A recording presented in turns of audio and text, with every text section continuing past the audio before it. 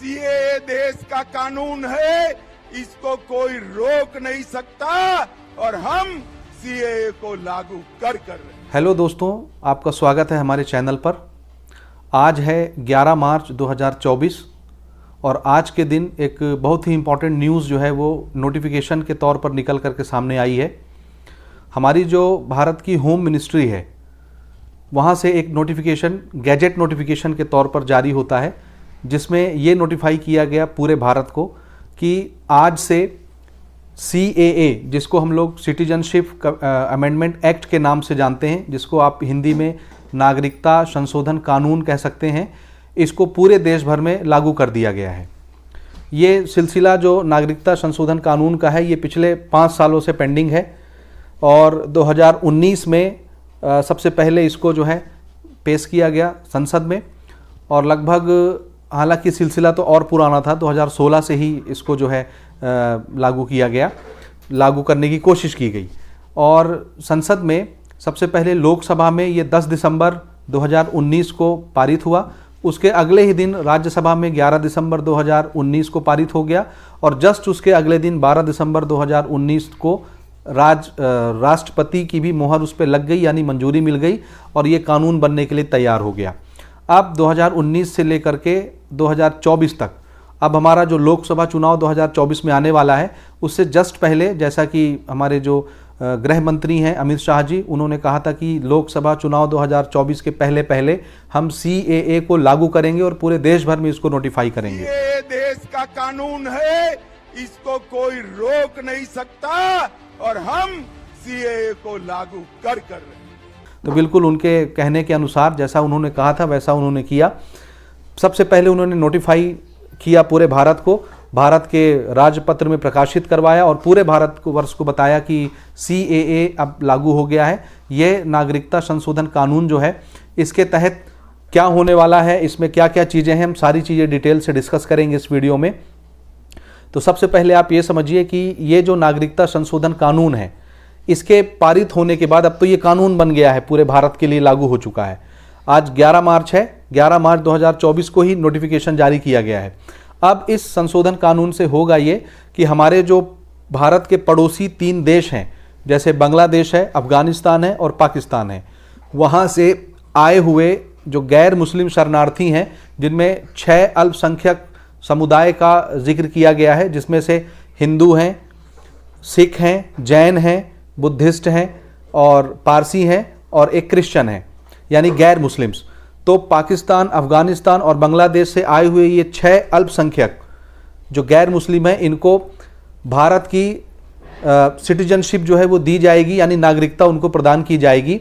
इसके लिए केंद्र ने एक पोर्टल भी जारी किया है CAA के नाम से, जहां पर उनको आवेदन प्रस्तुत करना होगा।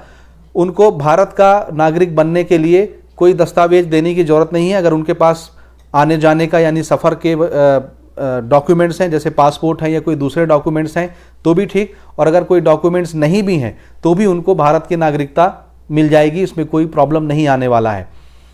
ठीक है, तो ये बिल पास हो चुका है। लेकिन इसमें एक छोटी सी चीज़ और है कि भारत के अंदर जो शरणार्थी हैं, यानी हमारे पड़ोसी देशों से आए हुए जो लोग हैं, गैर मुस्लिम लोग, ये 31 दिसंबर 2014 के पहले यहाँ पर आ चुके हों तभी उनको नागरिकता भारत की दी जाएगी, और अगर वो 31 दिसंबर 2014 के बाद भारत में आए होंगे तो उनको भारत की नागरिकता नहीं मिलेगी।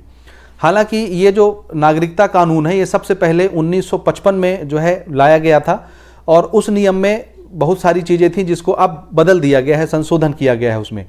1955 का जो नागरिकता कानून था उसमें ये बातें स्पष्ट थी कि भारत के जो पड़ोसी देश हैं वहाँ से जो भी लोग यहाँ आकर के शरणार्थी बन रहे हैं और उनको भारत का नागरिकता चाहिए, भारत की नागरिकता, तो कम से कम उनको 11 से 12 साल पहले भारत में रहना होगा।